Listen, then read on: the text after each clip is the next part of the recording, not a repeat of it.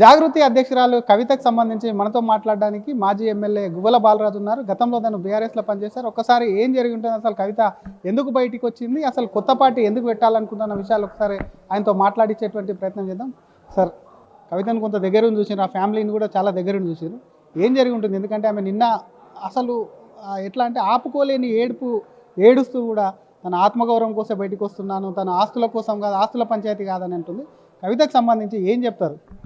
మీతో మాట్లాడడానికి ఆగమంటే ఆగడం జరిగింది. మా అధ్యక్షుల వారు పైన తన రూమ్లో మా అందరితో నాయకులతో చర్చిస్తూ ఉన్నారు. కానీ మీరు కవిత గారి గురించి మాట్లాడమంటే వాస్తవంగా ఇది సందర్భం కాదని భావిస్తున్నాను. కానీ తప్పదు, మీరు అడిగినటువంటి సందర్భంలో ప్రతి సందర్భంలో మీరు నన్ను మాట్లాడించేటువంటి ప్రయత్నం చేస్తారు. నా వాయిస్ అనుబంధం ఉంది కాబట్టి, మీరు ఆ పార్టీతో అనుబంధం ఉంది, ఆ కుటుంబంతో ఉంది కాబట్టి మిమ్మల్ని ప్రశ్నించే ప్రయత్నం చేస్తారు. అందుకే అంటున్నా, ఈరోజు కవిత గారు దేనికోసం బయటకు వస్తున్నారంటే, నిజంగా ఒకవేళ ఆమె రాజకీయ జీవితం కోసం కాదు, సమాజంలో ఉన్నటువంటి ఈ తారతమ్యాలను, వ్యత్యాసాలను, ఈ రుగ్మతలను రూపుమాపడం కోసం నా వంతుగా ఒక బాధ్యత కలిగినటువంటి పౌరురాలుగా నా వంతు ప్రయత్నం చేస్తా, ఏదో ఉద్యమాలను లేవదీస్తా అంటే బాగుండేదేమో. కానీ నేను ఒక విషయాన్ని గమనించడం జరిగింది. నాడేమో కేసీఆర్ గారు పూర్తి స్థాయిలో ప్రతి గుండె నిండా తెలంగాణ వాదం ఉన్నప్పుడు ఈ అందరి మనోభావాలను గుర్తించి దాన్ని ఒక ప్రొఫెసర్ జయశంకర్ గారు ఆ రోజు తెలంగాణ రాష్ట్ర సాధన కోసం తను ఎంత త్యాగం చేసిందో, తన జీవితాన్ని అంతా కూడా తెలంగాణ రాష్ట్ర ఏర్పాటు కోసమే వెచ్చించడం జరిగింది. ఆ వాతావరణాన్ని గమనించినటువంటి కేసీఆర్ గారు పార్టీని స్థాపించారు, సంతోషం. కానీ ఆ రోజు ప్రతి మాటలో కూడా తెలంగాణ ఆత్మగౌరవం అని కేసీఆర్ గారు అందరినీ కనెక్ట్ అవ్వడము, అందరూ కూడా కొంత నమ్మడము, తెలంగాణ సమాజం సంఘటితం కావడం, తెలంగాణ రాష్ట్ర ఏర్పాటు కావడం, ఇవన్నీ కూడా జరిగిపోయినాయి. ప్రస్తుతం మళ్ళీ ఈ తెలంగాణ ఆత్మగౌరవం అంటే ప్రజలు నమ్మరేమో అన్నట్టుగా కవిత గారు ఒక లైన్ ఎవరో ఇచ్చినట్టుగా కనిపిస్తూ ఉంది. కాబట్టి నా ఆత్మగౌరవము అని వారి కుటుంబ కలహాలను మండలి సాక్షిగా వెలిబుచ్చేటువంటి ప్రయత్నం చేసినట్టుగా అనిపించింది. తన ఆత్మగౌరవం గురించి ఎవరు ఆలోచించే సమయం కానీ అవసరం కానీ ఎవరికి లేదని నేను భావిస్తూ ఉన్నా. కాబట్టి ఈరోజు నిజంగా తెలంగాణ ఆత్మగౌరవం కాదు, తెలంగాణ రాష్ట్ర సాధన కోసం అందరం పనిచేసి తెలంగాణ సాధించి వచ్చిన తెలంగాణను ఆ రోజేమో బీఆర్ఎస్ పార్టీ ఏ రకంగా అవినీతిమయం చేసిందో కవిత గారే చెప్పడం జరిగింది. మరోపక్క రేవంత్ రెడ్డి గారు ఏ రకంగా ఈ రాష్ట్రాన్ని అనతి కాలంలోనే భ్రష్టు పట్టించిందో మనం అందరం కూడా చూడడం జరిగింది. మొత్తంగా ఒక రాష్ట్రంని వేరుగా చేసి భారతదేశంలో ఉన్నటువంటి ఒక స్పిరిట్, ఆ జాతీయ భావాన్ని తక్కువ చేసేటువంటి ప్రయత్నం వీరు ఎవరెన్ని చేసినా కానీ ఈరోజు భారతీయుల లోపల పూర్తి స్థాయిలో జాతి గౌరవం పెరిగింది. ప్రతి ఒక్కరు కూడా దేశం గురించి, దేశాన్ని ఏకంగా చేసి నడిపించేటువంటి శక్తిగా ఉన్నటువంటి నరేంద్ర మోడీ, బీజేపీ వైపు మాత్రమే ప్రజలు చూస్తూ ఉన్నారు తప్ప, నా ఆత్మగౌరవం అని కవిత గారు కనుక ఒకవేళ పార్టీ స్థాపించే సాహసమే చేస్తే ఎట్టి పరిస్థితుల్లో పెద్దగా అప్లాజ్ రాదని మాత్రం నేను భావిస్తూ ఉన్నా. నిజంగా ఒకవేళ పోరాటాలే చేయాల్సి వస్తే ఇప్పుడు ప్రస్తుతం అవలంబిస్తున్నటువంటి ప్రజా వ్యతిరేక విధానాలపైన, హైడ్రా పైన ఉద్యమం చేయొచ్చు, లేదంటే ప్రాజెక్టులపైన ఉద్యమం చేయొచ్చు, లేకుంటే వీరు చేస్తున్నటువంటి అవినీతి అరాచకాలపైన ఉద్యమం చేయొచ్చు. తద్వారా ప్రజలు ఒకవేళ నిజంగా ఈమెను నాయకురాలుగా యాక్సెప్ట్ చేస్తే నాయకురాలుగా ప్రజాస్వామ్యంలో కొనసాగొచ్చు.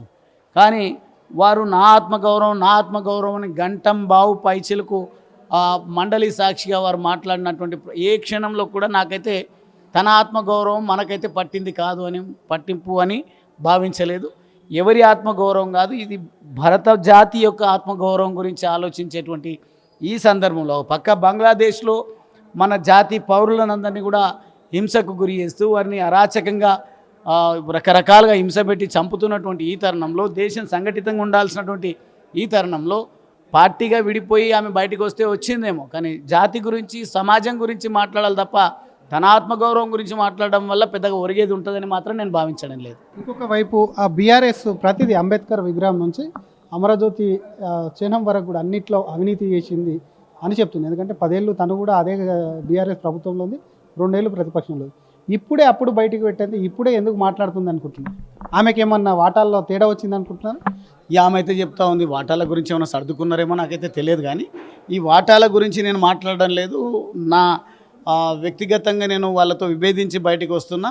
ఈ సమాజం కోసం వస్తున్నావు, రాజకీయ పార్టీని స్థాపించడానికి వచ్చినా అని మాట్లాడుతూ ఉన్నారు. నిజంగా మాకంటే చాలా దగ్గరగా వాళ్ళ నాన్నను, వాళ్ళ అన్నను, వాళ్ళ బావగారిని అందరినీ చూసింది కాబట్టి నాడే ప్రశ్నించి ఉంటే ఈరోజు కవిత గారికి అద్భుతమైనటువంటి స్వాగతము, మద్దతు దొరికేది తెలంగాణ సమాజంలో. అని ఆ రోజు నోరు మెదపకుండా, లేదంటే ఆ రోజు తాను కూడా దాంట్లో భాగస్వామురాలని చాలామంది విమర్శించిన అప్పుడు మాట్లాడకుండా ఇప్పుడు మాట్లాడుతుందంటే పెద్దగా విశ్వసనీయత ఉంటుంది ఆమె పైన అనేది మాత్రం నేను భావించడం లేదు. కొంత ఉద్యమకారులను చేరదీసేటువంటి ప్రయత్నం చేస్తుంది. ఉద్యమకారులకు సంబంధించి కూడా తను ఒక ఉద్యమం తీసుకొస్తాను, వాళ్ళందరూ కూడా పార్టీలో చేరాలి అని కూడా కొంత సైన్ చేస్తుంది. వాటికి సంబంధించి ఈరోజు ఒక మీటింగ్ కూడా జరిగింది. అట్లా ఉద్యమకారులు కవితను నమ్మే పరిస్థితి ఉందా? ఉద్యమకారులు వాస్తవంగా తెలంగాణ రాష్ట్రం గురించి, తెలంగాణ పోరాటం గురించి అన్ని విషయాల్లో ఎవరెంత పాత్ర పోషించాలనో పోషించిండ్రు, ఎవరెన్ని అవమానాలు భరించాలనో భరించిండ్రు. ఇక ఎవరెన్ని కొత్త నినాదాలతో బయటకు వచ్చినా విశ్వసించే పరిస్థితి అయితే లేదు. ఎవరి ఎజెండా వాళ్ళు రూపొందించుకొని ముందుకు పోతారు. ఎవరికి నచ్చిన పార్టీలో వారు ముందుకు పోయేటువంటి అవకాశం ఉంటుంది తప్ప నాకు ఉన్న అవగాహన మేరకు చెప్తా ఉన్నా, బీఆర్ఎస్ మూలాలు ఉన్నటువంటి ఎవరినైనా సరే వారు వచ్చి మళ్ళీ ఇంకొక నినాదాన్ని బయటకు తీసి మేము ఇంకొక వ్యవస్థను స్థాపిస్తామంటే మాత్రం ఎట్టి పరిస్థితుల్లో బీఆర్ఎస్ నుంచి వచ్చినటువంటి ఎవరిని కూడా నమ్మే పరిస్థితి ఉండదు అని మాత్రం నేను భావిస్తాను. బీఆర్ఎస్ పార్టీకి సంబంధించి హరీష్ రావు వెనుక కొంతమంది, కేసీఆర్ నుంచి కొంతమంది ఉంటారని అంటున్నారు. కవితకు సంబంధించి ఏదన్నా టీం ఉండేనా? మీకు తెలిసినంత వరకు అందులో ఎవరన్నా బయటకు వచ్చే ఛాన్స్ ఉందా కవిత దగ్గరికి? నేను చెప్తా ఉన్నా కదా, ఎట్టి పరిస్థితుల్లో నిజంగా ఎంతో కొంత క్రెడిబిలిటీ ఉంది అంటే కేసీఆర్ గారికి ఉన్నది అప్పుడు తెలంగాణ రాష్ట్ర సాధన విషయంలో కానీ మిగతా విషయంలో.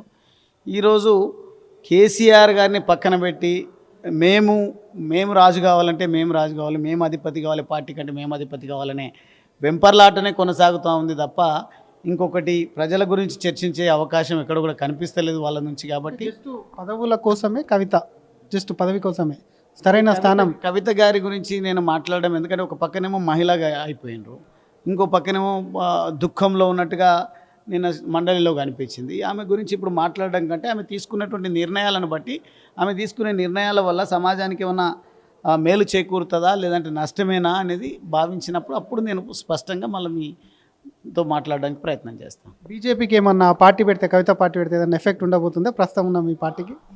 బీజేపీకి ఒక విషయం చెప్తా ఉన్నా, నేనే కాబోయే ప్రధానిని అని ఊరేగుతున్నటువంటి రాహుల్ గాంధీ బీహార్లో జరిగిన ఎన్నికల్లో 111 అసెంబ్లీ సెగ్మెంట్లలో ప్రచారం చేస్తే ఒక్క సీటు కూడా దక్కించుకోలేకపోయింది. అక్కడ 6 మంది కాంగ్రెస్ అభ్యర్థులు ఎమ్మెల్యేలు గెలిచినట్టున్నారు. అది నాకు తెలిసి వాళ్ళకున్న కొంత క్రెడిబిలిటీ వల్ల గెలిచి ఉండొచ్చు. కానీ ఈరోజు రాహుల్ గాంధీ కాబోయే భావి భారత ప్రధాని అని కొందరైతే పొగడతలతో ముంచెత్తుతూ ఉంటారు, రేవంత్ రెడ్డి అటువంటి వాళ్ళు. అటువంటి వారికే ఉనికి లేనప్పుడు భారతదేశాన్ని కించపరుస్తున్నటువంటి ఇటువంటి వాళ్ళ వల్ల పెద్దగా ఒరిగేదేముండదు. భారతదేశానికి నాకున్న అవగాహన మేరకు, ఎందుకంటే ఏ రోజు కూడా నేను బీఆర్ఎస్లో ఉండి బీజేపీతో దోస్తీ చేయలేదు. కానీ ఓటమి పాలైన తర్వాత 2 సంవత్సరాల పాటు పరిశోధన మొదలుపెట్టి గమనించినప్పుడు ఈ భారతదేశానికి శ్రీరామ రక్షగా కేవలం భారతీయ జనతా పార్టీ ఉంటుంది తప్ప ఇంకొక పార్టీ వల్ల ఒరిగేదేముండదు. ఇంకో పార్టీ అవసరం లేదని మాత్రం స్పష్టంగా చెప్పదలుచుకున్నాం. Thank you sir. ఇది ఒకవైపు కవిత ఎపిసోడ్కు సంబంధించి కవిత వల్ల కూడా అటు కవిత తన ఆత్మగౌరవం గురించి మాట్లాడింది ఎక్కడ తప్పతా కూడా అక్కడ తెలంగాణ ప్రజల ఆకాంక్షలకు సంబంధించి, తెలంగాణ ప్రజల యొక్క గౌరవం గురించి, వాళ్ళ ఆత్మగౌరవం గురించి ఎక్కడ మాట్లాడలేదు. కాబట్టి కవిత సొంత ఎజెండా, వాళ్ళ కుటుంబ కలహాలు కూడా ఇవన్నీ కారణం. కాబట్టి కవితకు సంబంధించి క్రెడిబిలిటీ లేదు. ఆ పార్టీలో ఎంతో కొంత క్రెడిబిలిటీ ఉన్నటువంటి నేత కేసీఆర్ కవితను ఎవరు నమ్మరంటూనే కవిత పార్టీ పెట్టినే ప్రజల్లోకి వెళ్ళని ఆమె ఎంతవరకు విశ్వసిస్తారు అనేది కూడా ప్రజల్లో కొంత ప్రశ్నార్థకంగా మారింది. కాబట్టి డెఫినెట్గా కవితతోని బీజేపీకి అసలు పొంతం లేదు, బీజేపీకి ఎటువంటి ఎఫెక్ట్ కాదని చెప్పి అటు బీజేపీ నేత మాజీ ఎమ్మెల్యే డాక్టర్ గువ్వల బాలరాజు అంటున్నారు. కెమెరామెన్ గజప్తో శ్రీధర్, RTV, హైదరాబాద్. చరిత్ర సృష్టించినోడు ఇప్పుడు ఆ చరిత్రని తిరగరాయబోతున్నాడు. అబద్ధాల గోడల్ని బద్దలు కొట్టి నిజాలను రాగా మీ ముందుంచబోతున్నాడు. నిజమైన వార్తల కోసం వెంటనే డౌన్లోడ్ చేసుకోండి రా యాప్ని.